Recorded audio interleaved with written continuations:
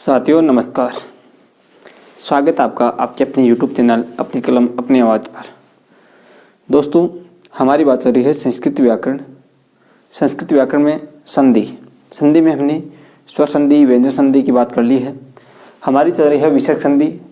विसर्ग संधि से पहले हमने सत्व और ऋत्व यानी विसर्ग के स्थान पर स होना और विसर्ग के स्थान पर र होना, इन दोनों की बात कर ली है। इनका नाम है सत्व विसर्ग संधि और ऋत्व विसर्ग संधि। हमारी संधि से पहले भी हमने 2-3 टॉपिक वो कर लिए हैं। उनमें एक आता है मात्रा सूत्र, स्वर व्यंजन वर्गीकरण और उच्चारण स्थान।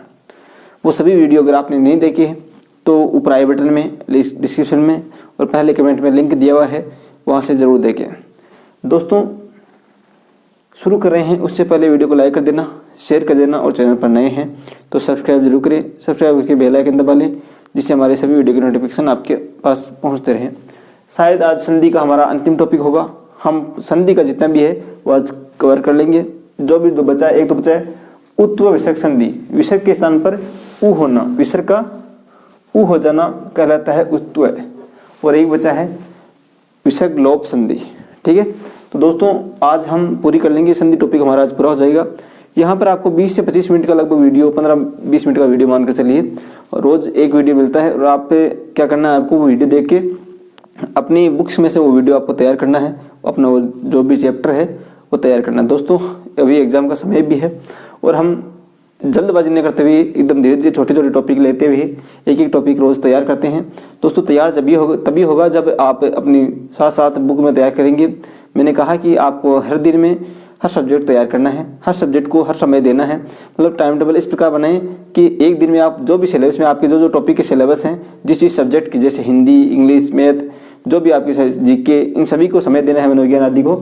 तो इसी प्रकार आपको संस्कृत में जो समय है उनमें 15-20 मिनट का वीडियो आपको दिन में समय निकाल के देखना है और उसके बाद बुक में वो वीडियो तैयार करना है। दोस्तों हमने बात कर ली थी ऋत्व।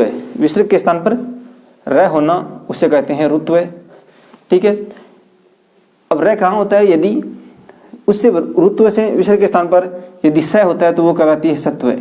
ठीक है, तो सत्व कहाँ होता है कि यदि विसर्ग के बाद में, यानी विसर्ग के बाद में पहला दूसरा स हो तो विसर्ग का स हो जाता है। ठीक है, तो इसको हम मिटा देते हैं। वो हमने बात कर लिया, आराम से पीछे की वीडियो में देख सकते हैं। उसके बाद में यदि विसर्ग के बाद में तीसरा चौथा पांचवा, यानी पहला दूसरा तो आ गया सत्व में, और तीसरा चौथा पांचवा यवरेला है और स्वर ये हो, और उससे बाद में क्या हो, विसर्ग से पहले ए नहीं होना चाहिए, तब हो जाता है ऋत्व विसर्ग संधि। इसकी बात हम पीछे की वीडियो में कर ली है, वो भी आप देख सकते हैं। आज है ऋत्व और उत्व में ये बात तो सेम है। ऋत्व और उत्व में ये बात तो सेम है कि तीसरा चौथा पांचवा रहेगा, यवरेला रहेगा और स्वर रहेगा। लेकिन उत्व में क्या होगा कि विसर्ग से पहले आपको ए मिलेगा। क्या मिलेगा? ए मिलेगा। और ऋत्व में ए नहीं था, ए के अलावा जो भी स्वर है वो मिलेगा। तो यहाँ पे देखिए ये तो बात फिक्स है कि विसर्ग से पहले ए मिलेगा और तीसरा चौथा पांचवा और इनमें से ही मिलेगा। दोस्तों उत्व में आपको केवल ए मिलेगा विसर्ग के बाद में। ऋत्व में कोई भी स्वर मिल सकता था, लेकिन उत्व जब पढ़ेंगे तो विसर्ग के बाद में केवल ए ही मिलेगा। और ए जब मिलेगा तो इसकी विशेष कंडीशन भी रहती है। और दोस्तों ये क्या है? ये है विसर्ग लोप संधि का। ये क्या है? विसर्ग लोप। यहां पर तो मिलेगा विसर्ग के बाद में ए और ये वरेला है और तीसरा चौथा पांचवा, और स्वर में मिलेगा केवल ए। ठीक है, विसर्ग से पहले ए और बाद में भी ए, और स्वर में केवल ए। दोनों तरफ ए हो तो उ हो जाएगा, और इनके अलावा ये हो तो भी विसर्ग के स्थान पे उ हो जाएगा। और यहाँ पे यदि दोनों तरफ आ जाए विसर्ग के, ए के अलावा, सॉरी दोनों तरफ तो यहाँ आते हैं तो उ हो जाता है। और विसर्ग में इधर ए आ जाए और इधर ए के अलावा कोई भी स्वर आ जाए तो इस विसर्ग का क्या होता है? लोप हो जाता है। ठीक है, तो ए के अतिरिक्त कोई स्वर हो तब तो हो जाता है विसर्ग का लोप और संधि हो जाती है विसर्ग लोप संधि। और यहाँ पर यदि विसर्ग के दोनों तरफ आ जाता है तो विसर्ग का हो जाता है उ। और दोस्तों जब ए के इस विसर्ग के स्थान पर उ होता है, ठीक है, और आगे तो फिक्स है कि उत्व संधि में विसर्ग से पहले ए मिलेगा। क्या मिलेगा? ए मिलेगा। तो दोस्तों हमने पढ़ा था गुण संधि में, क्या पढ़ा था? गुण संधि जब पढ़ी थी स्वर संधि में, तो आपको पता है ए और उ जब मिलते हैं तो क्या हो जाता है? ओ हो जाता है। क्या हो जाता है? ओ हो जाता है। तो अब इसके उदाहरण देखते हैं। दोस्तों पहले देखते हैं, केवल बात कर लेते हैं स्वर की। स्वर में केवल उत्तर में क्या मिलेगा, ए मिलेगा। दोनों तरफ ए हो तो किस प्रकार, जैसे राम है धन अयम, राम है धन अयम। तो यहाँ पे देखिए विसर्ग से पहले ए आ गया। दोस्तों यदि ए के अलावा कोई दूसरा स्वर होता तो क्या होता, विसर्ग का र हो जाता। यदि विसर्ग के पहले ए आ गया, ठीक है, रा, मैं के अंदर क्या है, ए है, मैं क्या हमने अलग अलग कर लिया दोनों को, और विसर्ग के स्थान में क्या हो जाएगा, उ हो जाएगा, और आगे भी क्या है, अयम, ठीक है। अब दोस्तों यदि ये कंडीशन आ जाए तो ये तो निश्चित है, ए और उ मिलकर क्या हो जाता है, ओ हो जाता है। और दोस्तों अब इसको मिलाएंगे तो रा, मैं आधा है, अभी तक हमने इसमें स्वर निकाल लिया था, इसमें जो ए हुआ है, ए और उ मिलकर क्या हो गया, ओ हो गया, इसमें ओ की मात्रा लगा देते हैं। अब दोस्तों आगे जो स्वर बचा है ए, उत्तों में हमेशा ए आएगा, ये तो फिक्स है। यदि ए के अलावा दोनों तरफ, एक तरफ ए आ जाए और ए के अलावा कोई दूसरा स्वर आ जाए तो क्या होगा, विसर्ग का लोप हो जाएगा। ये तो विसर्ग लोप संधि है, अगली संधि की बात करेंगे। और दोस्तों यदि दोनों तरफ आ जाए तो जो अगला ए आता है उसका हमें कर देना है किस प्रकार से, अवग्रह चिन्ह। इसे क्या कहते हैं, अवग्रह चिन्ह। और आगे वाला इस प्रकार उतार दिया, अयम। ये अवग्रह चिन्ह उच्चारण के लिए लगाया जाता है दोस्तों, होता तो लोप की तरह ही होता है, लेकिन इसमें उच्चारण हो इसलिए ये अवग्रह चिन्ह लगा देते हैं। ए का क्या बना देते हैं, अवग्रह। इसी प्रकार से परीक्षा में पूछते हैं दोस्तों, जैसे रामय धन अयम, तो ए और उ, इस विसर्ग का उ बन गया, और ए और उ मिलकर ओ बन गई, तो रामो, और अगले वाले ए है उसका अवग्रह बना दिया, और रामो अयम। इसी प्रकार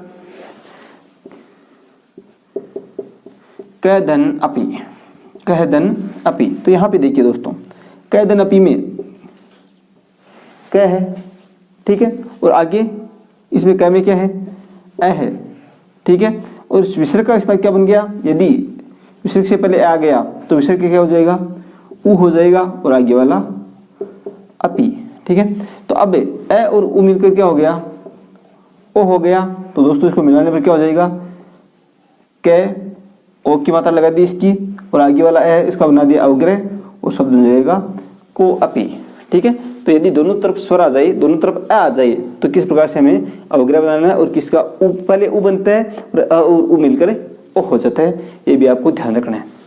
अब देख लेते हैं, यदि इनमें से कोई आए, ठीक है, इनमें से कोई आए तो किस प्रकार ए का विसर्ग का उ बनता है और बाद में ओ बनता है। देखिए तो बात कर लेते हैं, विसर्ग के बाद में तो हमने दोनों तरफ ए की बात कर ली है, तो क्या हो जाता है, उ होके ओ होता है, और ओ का क्या हो जाता है, फिर आगे वाले ए का अवग्रह कर देते हैं, ठीक है।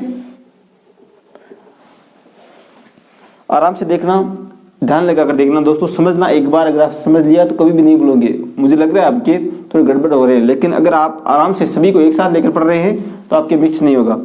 जैसे उदाहरण देख लेते हैं, शिव है धन वंदे, शिव है धन वंदे। तो यहाँ पे देखिए विसर्ग से पहले क्या है, ए है, व के अंदर क्या है, इस व के अंदर ए है, और आगे आ गया विसर्ग, और आगे क्या है, वो आ गया, ठीक है। तो दोस्तों हमने बात की, यह वाला है, या तीसरा चौथा पांचवा हो तो विसर्ग का उ हो जाता है। तो यहाँ पे देखिए आगे आ गया वह है, ठीक है, और विसर्ग के बाद पहले ए है, और तो विसर्ग का क्या हो जाएगा, अगर ए नहीं होता तो क्या होता, र हो जाता, और ए है तो उ हो जाएगा, क्या हो जाएगा, उ हो जाएगा, और ए, ठीक है। इस प्रकार से ये हो गया, विसर्ग का क्या हो गया, उ, और आगे वाला वंदे।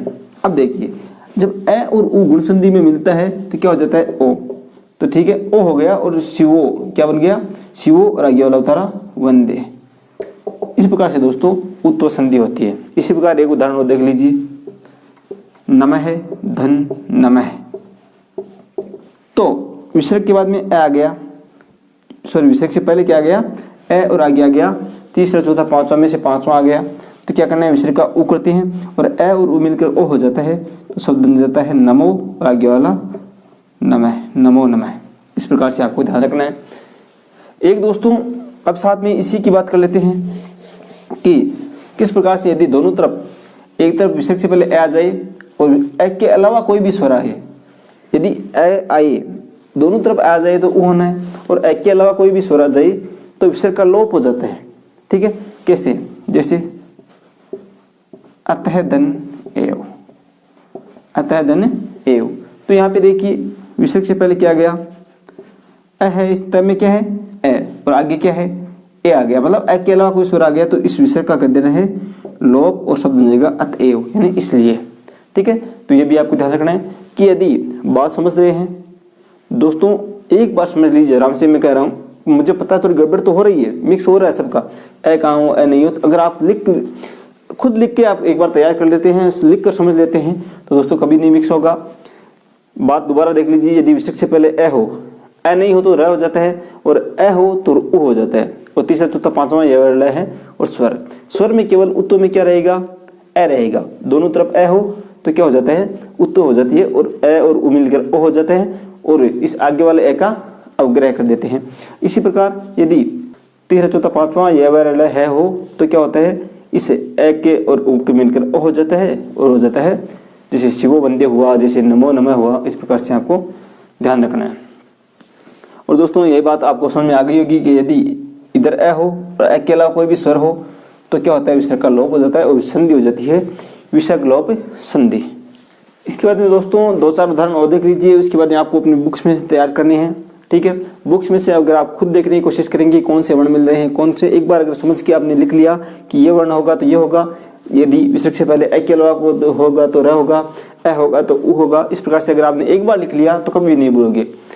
उदाहरण देख लीजिए, मनाय धन अभिलाषा, हमने बात की विसर्ग से पहले ए हो और आगे ए हो, विसर्ग से पहले ए हो आगे ए हो तो विसर्ग का उ हो जाता है, विसर्ग का उ हो गया और आगे क्या है ए। ठीक है, ए और उ मिलकर गुण संधि में हो जाता है दोनों ओ। ठीक है, तो यहाँ पे लिखा हमने मनो, दोनों के स्थान पर क्या हो गया मनो, ए है और उ हो गया विसर्ग का। ठीक है, अब आगे वाला ए है, इसका बना देते हैं अवग्रह और शब्द बन जाएगा मनोअभिलाषा। ठीक है, ये भी आपको ध्यान रखना है। जैसा दिन अंत्य वही बात होगी, दोनों तरफ क्या है ए है तो हो जाएगा ए और उ मिलकर ओ हो जाएगा, इसका अवग्रह जसो अंत्य। ठीक है, रामाय हस्ती। अब देखिए दोस्तों तीसरा चौथा पांचवा ये वर्ण है, और स्वर में हमने बात कर ली है, स्वर में केवल ए आएगा उत्तर में, तो है आ गया। ठीक है, ये वर्ण है तो इस विसर्ग से पहले ए है तो दोस्तों ए और विसर्ग का हो गया उ, दोनों मिलकर हो गया ओ हो गया, और शब्द बन गया रामो, आगे वाला हस्ती। इस प्रकार से आपको ध्यान रखना है। क्षीणा भवती, तो दोस्तों इसी प्रकार हो जाएगा, विसर्ग से पहले ए आगे आ गया चौथा अक्षर तो हो गया दोनों के स्थान पर ओ, हो जाएगा क्षीणो धन भवती। ठीक है, राम है जयती, तो दोस्तों हो जाएगा रामो जयती, दोनों के स्थान पर ओ हो गया और शब्द बन गया रामो जयती। अब देखिए हमने बात की यदि विसर्ग के दोनों तरफ ए हो, इधर भी ए इधर भी ए, तब तो हो जाता है उ और शब्द बन जाता है ओ। ठीक है, यदि इधर ए हो और इधर ए के अलावा कोई भी स्वर हो तो क्या होता है, इस विसर्ग का क्या होता है लोप हो जाता है और संधि हो जाती है, विसर्ग लोप संधि। तो जैसा है वैसा लिख दो, रामाय इति। ठीक है, इस प्रकार से हो जाता है। कृष्ण उवाचे, तो यहाँ पर भी देखिए ए आ गया इधर उ आ गया, समान नहीं है, ए नहीं है तो हो जाएगा आपके कृष्ण का कृष्ण लिख दिया, विसर्ग का लोप कर दिया, और उवाचे का उवाचे। इस प्रकार से होता है विसर्ग का लोप। दोस्तों हमने बात की विसर्ग लोप संधि की कि क्या हो, विसर्ग से पहले ए हो, ठीक है, और आगे ए के अलावा कोई स्वर हो। ठीक है, तो विसर्ग का लोप होता है। एक जगह विसर्ग का लोप और होता है, वो भी देख लेना। यदि विसर्ग से पहले स आ जाए, क्या जाए स और ए स और ए स हो, और उसके बाद में भी कोई तीसरा चौथा पांचवा जो भी हो व्यंजन होना चाहिए, तो वहां पर विसर्ग का लोप हो जाता है और है वैसा रह जाता है। जैसे स है, यहाँ पे जैसे स रामय, अब इनको मिलाते हैं तो इस शब्द मिल जाएगा स का स और रामय। ठीक है, ऐसे कृष्ण। ठीक है, तो यहाँ पे देखिए विसर्ग से पहले ऐसा आ गया तो जैसा है वैसा लिख दो, और ऐसे कृष्ण। इस प्रकार से भी आपको ध्यान रखना है कि यदि विसर्ग से पहले स और ऐसा आ जाए तो भी विसर्ग का लोप होता है। तो दोस्तों ये तो थी विसर्ग लोप संधि, और एक होती है विसर्ग लोप, एक होती है, हमने बात की थी दो अन्य भेदों की, तो हमने एक की बात कर ली, विसर्ग लोप की बात कर ली है।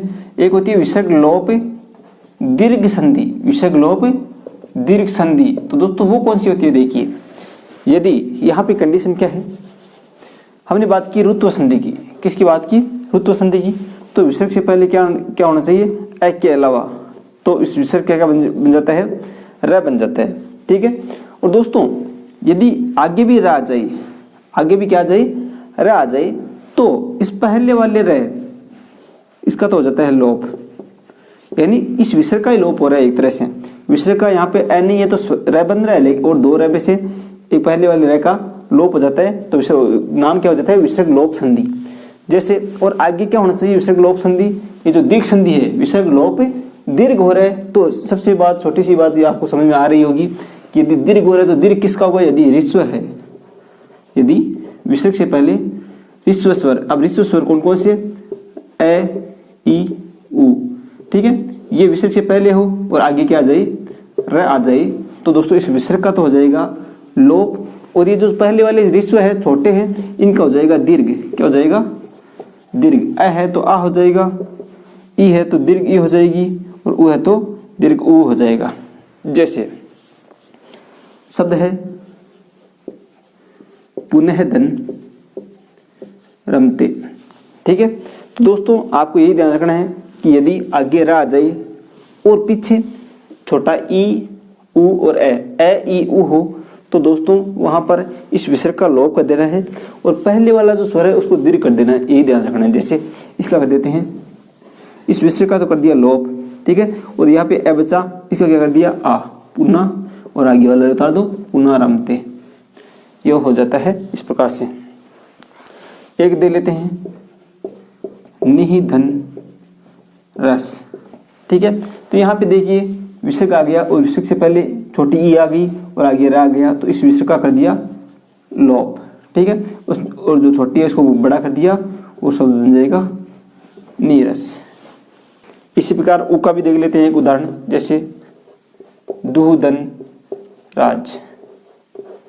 ठीक है, तो यहाँ पे देखिए विसर्ग से पहले छोटी उ आ गई और आगे र आ गया, तो इस छोटे का देखो बड़ा और विसर्ग का कर दो लोप। ठीक है, और आगे वाला उतार दो दुराज। इसी प्रकार दुराज हो गया, दुरम्य हो गया, ये भी आपको ध्यान रखना है। इस प्रकार से दोस्तों आज हमारा जो संधि का टॉपिक है वो क्लियर हुआ। दोस्तों जब भी समय मिले, जो भी टॉपिक आपको एक बार समझ में नहीं आया है, समझ में कब नहीं आया है, यदि आपने बुक में से साथ साथ तैयार नहीं किया तब नहीं है। यदि आपने 20-20 मिनट का यदि साथ साथ तैयार कर रहे हैं, तो मुझे विश्वास है कि आपके जो भी टॉपिक है वो आराम से समझ में आया है। दोस्तों इसीलिए मैं 15-20 मिनट का वीडियो डाल रहा हूँ, क्योंकि आप जब तक खुद समझने की कोशिश करेंगे साथ साथ में पढ़ने की, तभी आपकी समझ में आएगा।